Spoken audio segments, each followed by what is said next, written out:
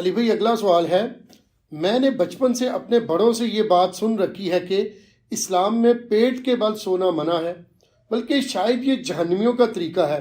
اس حوالے سے اگر کوئی آیت یا صحیح حدیث ہو تو پلیز ضرور بیان کرو۔ دیکھیں جی، بڑے بزرگوں سے جو کچھ آپ نے بچپن سے سن رکھا ہے سب کچھ ہی غلط نہیں ہے، کچھ ٹھیک بھی ہے۔ ظاہر ہے ان کو ہر بات ہی تو غلط نہیں بتائی گئی تھی، صحیح باتیں بھی بتائی گئی تھی۔ تو انہی صحیح باتوں میں سے ایک یہ بات بھی ہے کہ پیٹ کے بل سونا گناہ ہے، اللہ کی نافرمانی ہے۔ سنن نبی داؤد میں حدیث ہے، ایک صحابی تھے اصحاب صفہ میں سے، سیدنا قیس غفاری، وہ کہتے ہیں کہ میں مسجد نبوی میں لیٹا ہوا تھا،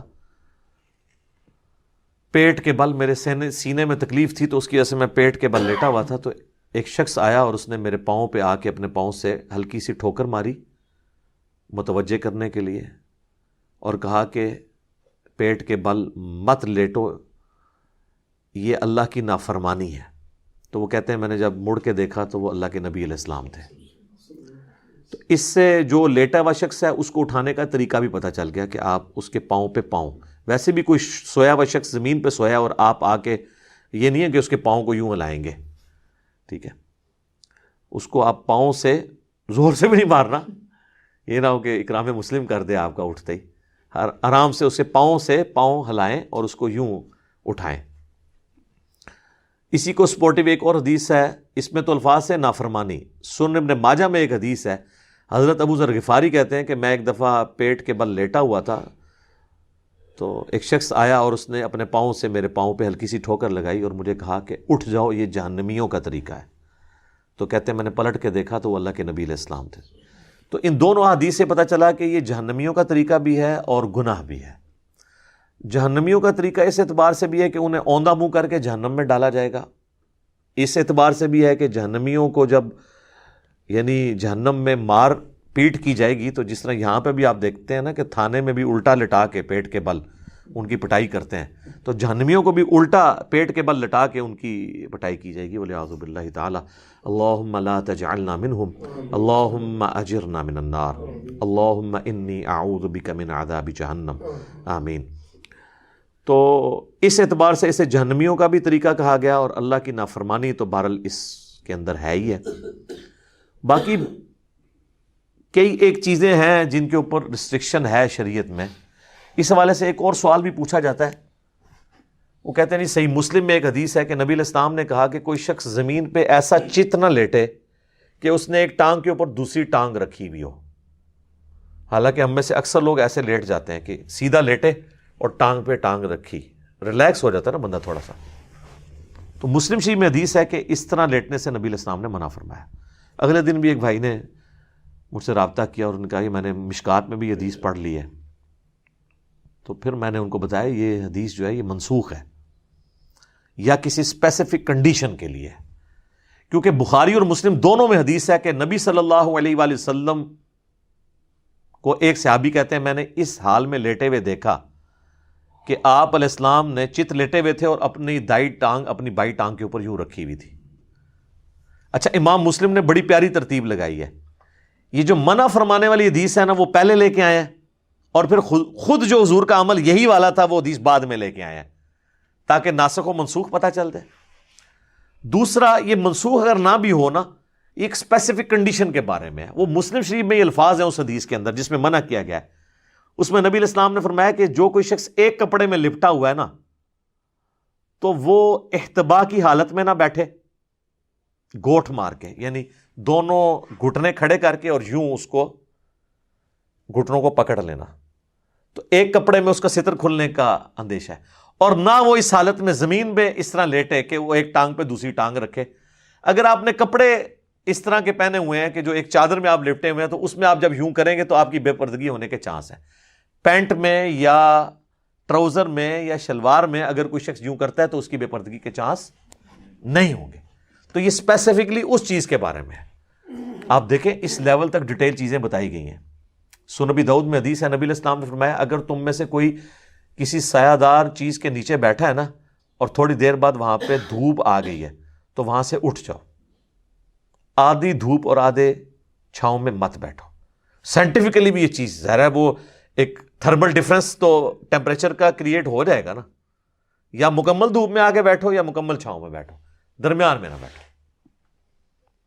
اسی طریقے سے ابو داؤد میں حدیث ہے کہ کوئی شخص کسی ایسی چھت کے اوپر نہ سوئے جس کے گرد پردے نہ لگے ہوئے ہوں. رات کو کوئی بندہ نیند میں اٹھے تو گر سکتا ہے. بعض لوگوں کو سوتے ہوئے چلنے کی بھی عادت ہوتی ہے, سوتے ہوئے چلنے کی عادت نہ بھی ہو. بعض اوقات ہمارے ساتھ عام حالت میں بھی ہوتا ہے کہ ہم جب صبح اٹھتے ہیں کئی بار پوری یعنی وہ بوٹ نہیں ہوا ہوتا دماغ, آپ کو اپنے گھر میں بھی نہیں پتہ چل رہا ہوتا میں کون سے کمرے میں آج سویا ہوا ہوں, تو کسی اور طرف چلا جاتا ہے. اور کئی لوگ سیڑھیوں سے اپنی گر گئے ہیں, گئے باتھ روم تھے لیکن وہ دوسرے راستے پہ سیڑھیوں سے نیچے جا کے گر گئے ہیں, نہیں پتا چلا ان کو. ہو جاتا ہے ایسے. تو نبی علیہ السلام فرمایا ایسے آپ نے چھت پہ بھی نہیں سونا جس کے گرد پردہ نہ ہو, تاکہ اگر کوئی ایسا معاملہ ہو جائے تو پھر اپنے آپ کو ملامت کرنے والی بات ہے. بخاری مسلم میں ایک حدیث ہے, نبی علیہ السلام نے فرمایا کہ کوئی شخص رات کو اپنے گھر میں اس حال میں نہ سوئے کہ اس کا کوئی جو ہے وہ دیا وغیرہ بتی جل رہی ہو, اس کو بجھا کے سوئے. آگ انسان کی دشمن ہے, کیونکہ شیطان بھی آگ سے بنا ہے, وہ انسان کا دشمن ہے. اور اسی حدیث میں موجود ہے کہ مدینہ شریف میں ایک گھر تھا جو رات کو یہ دیا جلاتے ہوئے سو گئے, تو رات کے وقت چوہا آیا تو وہ بتی کو لے گیا اپنے ساتھ اور پورے گھر کو آگ لگ گئی. کیونکہ وہ تیل ہوتا تھا, مٹی کا تیل تو ہوتا نہیں تھا, وہ تو چوہا تو ظاہر پیے تو مر جائے. اس زمانے میں تو کھانے والا تیل ہی جلانے کے لیے بھی استعمال ہوتا تھا. امیر لوگ زیتون استعمال کرتے تھے, غریب لوگ اور تیل استعمال کر لیتے تھے. وہ تیل بیک وقت کھانے کے لیے ہنڈیا میں بھی استعمال ہوتا تھا اور آگ جلانے کے لیے بھی. تیل تو بعد میں دریافت ہوا ہے, پہلے تو یہ مٹی اور زمین کا پٹرول تو نہیں تھا نا, ٹھیک ہے نا. یہ تو اللہ نے دنیا بقدر ایفرٹ رکھی ہے, ورنہ کسی بزرگ نے جب نگاہ مارتے تھے ساتوں زمینیں کراس کرتی تھی تو تیل بھی کراس نہ ہوتا. یہ تو سر ایڈون نے پنسلوینیا میں تیل کا کنواں جو ہے 18ویں صدی کے اندر آ کے, بلکہ 1800 کچھ کے اندر آ کے دریافت کی ہے. وہ بھی حادثاتی طور پہ, وہ تیل کا پہلا کنواں ابھی بھی موجود ہے 19ویں میں ہی آ کے آپ سمجھ لیں 1800 کچھ کے اندر. تو وہ یہ تیل ڈیفرنٹ ہے جو آج کل ہم لالٹین میں کبھی استعمال کر لیں یا کوئی چلانے کے لیے. تو نبی علیہ السلام نے وہ بھی منع فرما دیا, اور آج بھی آپ دیکھ لیں اس کی ماڈرن فارم. آئے دن سردیوں میں ہر دفعہ ٹی وی پہ خبریں آتی ہیں کہ وہ گیس کا ہیٹر چلتے ہوئے چھوڑ دیا, پیچھے سے گیس چلی گئی, جب وہ واپس آئی تو وہ ظاہر ہے وہ بہت مہنگے ہیٹر ہوتے ہیں جو آٹومیٹکلی آف ہوتے ہیں, گیس آئی بندے مر گئے. اور کئی جگہ تو دم گھٹنے سے مر جاتے ہیں کہ وہ انگیٹھی جلائی ہوئی ہوتی ہے اور وہاں پہ آکسیجن اتنی ختم ہو جاتی ہے کہ رات کو سوئے بھی سو جاتے ہیں. تو اس اعتبار سے یعنی ہمیں شریعت میں پابندیاں بتائی گئی ہیں. البتہ نبی علیہ السلام نے کچھ بیٹھنے کے جو طریقے اڈاپٹ کیے ہیں فی نفسی ان میں کوئی خرابی نہیں. جیسے میں نے احتبا کا بتایا کہ یہ گوٹھ مار کے بیٹھنا, یعنی 2 گھٹنوں کو کھڑا کر کے یوں, یہ ایک چادر میں بیٹھنے سے تو منع فرمایا. لیکن صحیح بخاری میں موجود ہے کہ حضرت عبداللہ ابن عمر کہتے ہیں کہ میں نے خانہ کعبہ شریف کے سین میں حضور علیہ السلام کو کئی دفعہ اس طریقے سے بیٹھے ہوئے دیکھا ہے. یہ سنت ہے بیٹھنا, لیکن خطبے جمعہ میں نہیں بیٹھ سکتے. وہ ابو داؤد میں حدیث ہے کہ کوئی شخص خطبے جمعے کی تقریر کے دوران احتبا کی حالت میں نہ بیٹھے, کیونکہ یہ ریلیکس کرنے والی پوزیشن ہے, آپ کو نیند آ جائے گی. تو آپ نے اٹینٹو ہو کے بیٹھنا, یا دوزانوں بیٹھیں یا آلتی پالتی جسے ہم چوکڑی کہتے ہیں مار کے بیٹھنا, آلتی پالتی بیٹھنا, 4 زانوں بھی اسے کہتے ہیں.